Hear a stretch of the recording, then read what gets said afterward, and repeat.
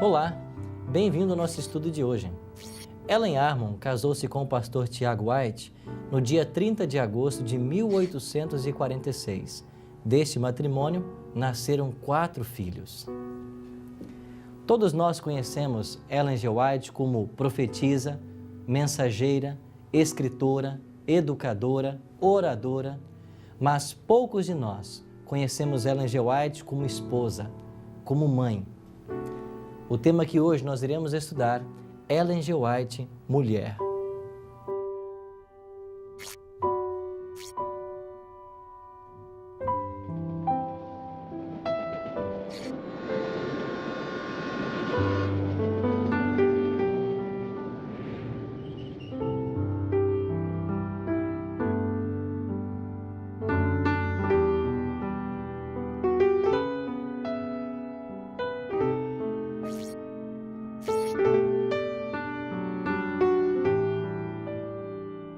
Estamos aqui em Amos Haven, perto de Santa Helena, na Califórnia, na casa onde por muitos anos viveu a senhora White. Pastor Tim, qual a importância desta casa na vida da senhora White? A senhora White viveu na Austrália por quase 10 anos e no ano de 1900 ela retornou para os Estados Unidos, adquirindo essa propriedade aqui em Elms Haven, onde ela passou a fixar residência a partir de outubro de 1900. Isso significa que os últimos 15 anos de sua existência ela passou nessa casa. Ela apreciava muito a sua residência na Austrália e ela chamava de Sunnyside, ali, perto do que seria hoje o nosso colégio de Avondale. Mas essa foi uma residência com a qual ela se identificou muito, até mesmo. E aqui ocorreram muitas coisas interessantes durante esses anos de sua existência, até o seu falecimento no dia 16 de julho de 1915. E nesses anos que ela morou nessa casa, quais foram os principais projetos que ela desenvolveu aqui? Bem, ela continua assistindo algumas reuniões da igreja, como, por exemplo, a famosa conferência de Battle Creek, da Associação Geral de 1901, na qual foi reorganizada a estrutura organizacional da igreja. Ela também escreveu os seus últimos testemunhos daqui, que foram até 1909. E um dos projetos que marcou realmente época aqui foi a questão da revisão do Grande Conflito.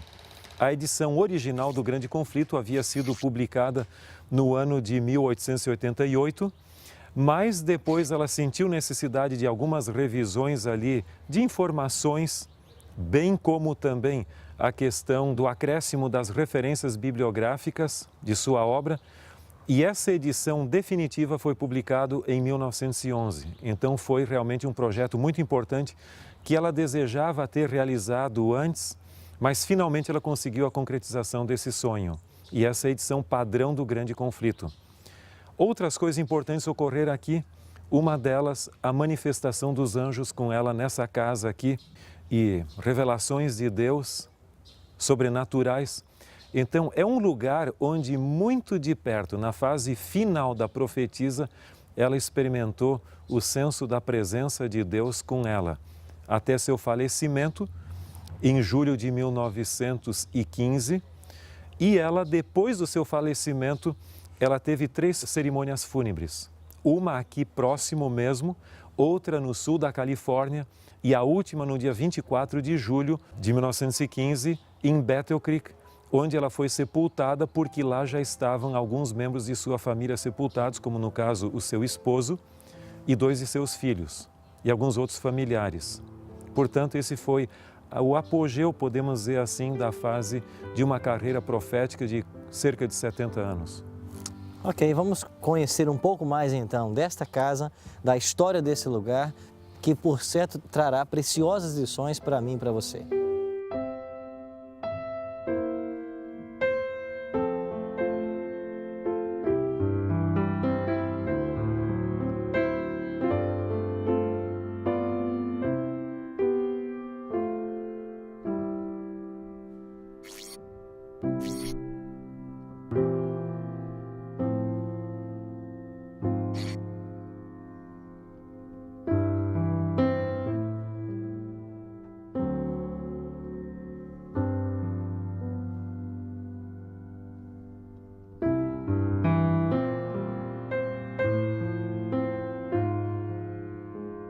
Nesse edifício do Hospital Adventista de Santa Helena estava localizado o antigo prédio do Sanatório Adventista de Santa Helena. E havia um costume, nos tempos em que a senhora White ainda vivia, de médicos, enfermeiras e familiares, incluindo crianças, olharem para o vale na direção da casa da senhora White na parte da noite. E quando havia uma luz sobrenatural no quarto de dormir da senhora White, eles costumavam comentar que o anjo assistente estava com ela. No dia seguinte, algumas dessas crianças procuravam os filhos dos funcionários daquela propriedade da senhora White ali e perguntavam o que havia acontecido com a luz sobrenatural. E eles respondiam de uma maneira bem natural. É simples, o anjo assistente estava com a senhora White, como de costume. E isso é uma evidência de quão perto os anjos celestiais estavam com o ministério da senhora White e suas atividades.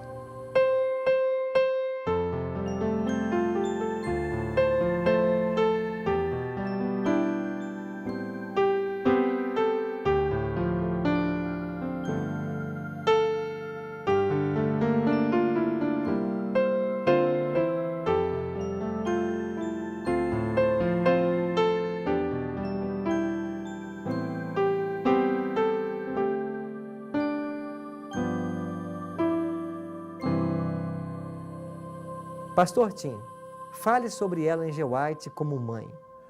Essa é uma grande luta que ela teve e não é muito fácil de nós entendermos, porque ela chegou a um ponto na sua vida em que ela deu orientações sobre como educar os filhos e nem tudo aquilo que ela mesma havia colocado ela pôde colocar em prática. Porque ela foi chamada a um ministério profético e esse ministério profético envolvia viajar e deixar seus filhos pequenos na mão de outras pessoas para cuidar. Isso era muito traumático para ela. Chegou num ponto em que ela pediu até que Deus, quem sabe, passasse para outra pessoa essa responsabilidade como profeta. Mas Deus lhe disse que o Senhor proveria pelos filhos. Inclusive, ele disse o seguinte, que se os filhos fossem um empecilho para ela cumprir o seu ministério, o mesmo Deus que deu os filhos também poderia tirá-los. E ela decidiu ser obediente à voz de Deus e ao chamado. Esposa. Ela amava profundamente a Tiago White, desde o casamento. Não quer dizer que eles não tivessem alguma desavença, alguma dificuldade ali, de menor monta, que é comum dentro de um casamento, ou seja, na vida a dois.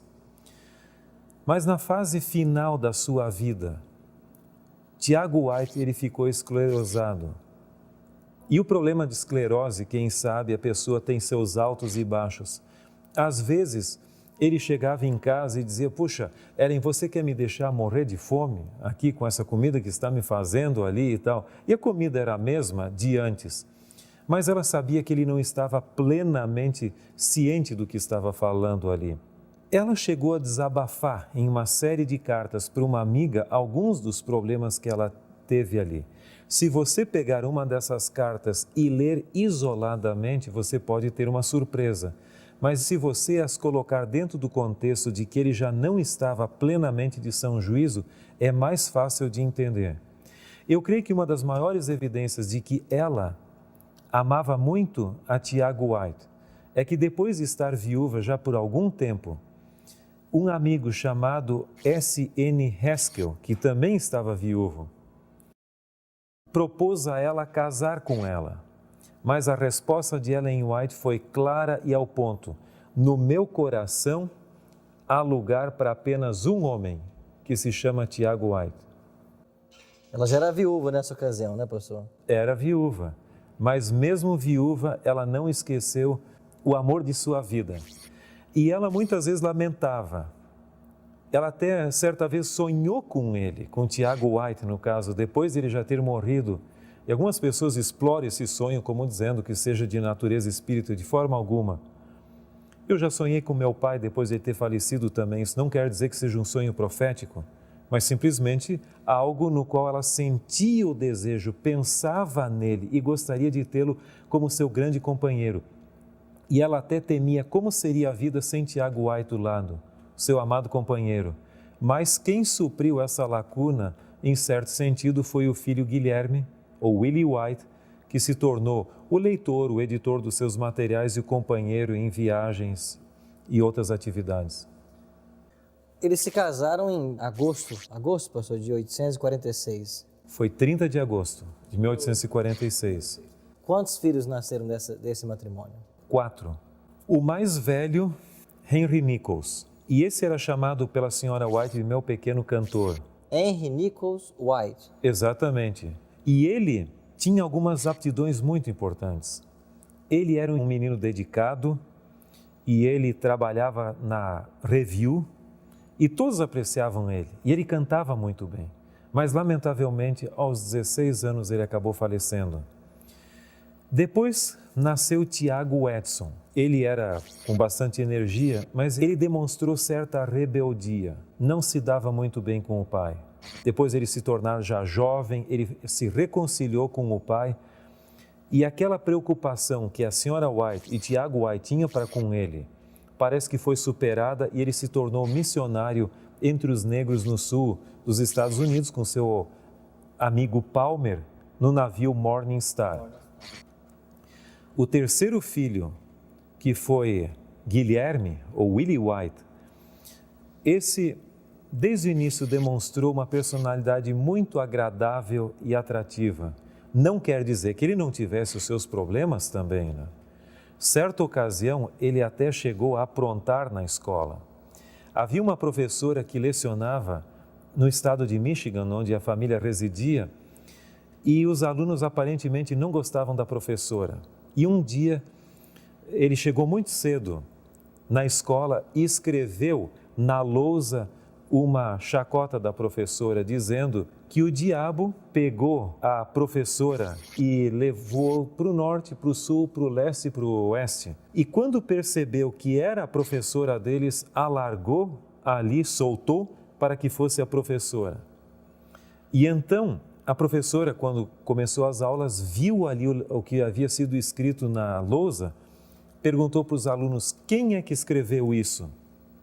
E ninguém se manifestou, mas ela identificou a letra. E no final da classe, ela abordou: por que você escreveu isso? Bom, eu escrevi simplesmente por uma coisa, porque eu aprendi em casa a nunca mentir, sempre falar a verdade. Então, houve algumas coisas curiosas assim, mas, no geral, ele era uma personalidade muito amável e foi companheiro da senhora White. Já o casal teve também um quarto filho. E esse quarto filho, John Herbert, ele acabou falecendo com cerca de 3 meses de idade. Então, remanescentes foram apenas 2, Tiago Edson e Guilherme. E toda a descendência da senhora White é por Guilherme, porque Tiago Edson não teve filhos. Não resta dúvida para nós de que Deus usou essa mulher como sua mensageira no período do fim em que nós estamos vivendo. Por isso, nós devemos buscar e estudar os escritos que ela nos deixou, que é uma luz menor que nos conduz à luz maior, que são conselhos que nos ajudarão a nos preparar melhor para a volta de Jesus. Não quer fazer você dos escritos de Ellen G. White um guia seguro para a sua vida?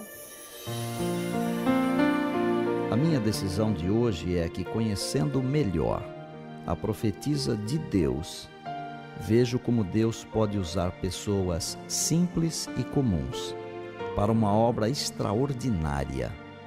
E assim, desejo me colocar nas mãos de Deus para também ser por Ele usado. Se você deseja tomar esta decisão, ore comigo agora. Nosso grandioso Deus e amado Pai que habita nos altos céus, obrigado porque, a despeito de nossas fraquezas, o Senhor deseja nos usar na obra da pregação do Evangelho. Que nós possamos estar disponíveis à atuação do Teu Espírito, para que possamos ser usados em nossa casa, em nossa escola, em nosso ambiente de trabalho, aonde quer que estejamos, que nós sejamos usados pelo Senhor para fazer a Tua obra. Abençoe a cada amigo que está nos assistindo nesta hora, que Teu Espírito toque em nosso coração e nos leve para aquela atmosfera celestial que nos prepara para os céus. Te oramos em nome de Jesus. Amém. A grande maioria dos membros da Igreja Adventista não tem dificuldade em aceitar os escritos de Ellen G. White como sendo inspirados. O problema que hoje nós enfrentamos reside em como interpretar corretamente aquilo que ela escreveu. Por isso, em nosso próximo tema, iremos aprender sobre como interpretar os escritos de Ellen G. White.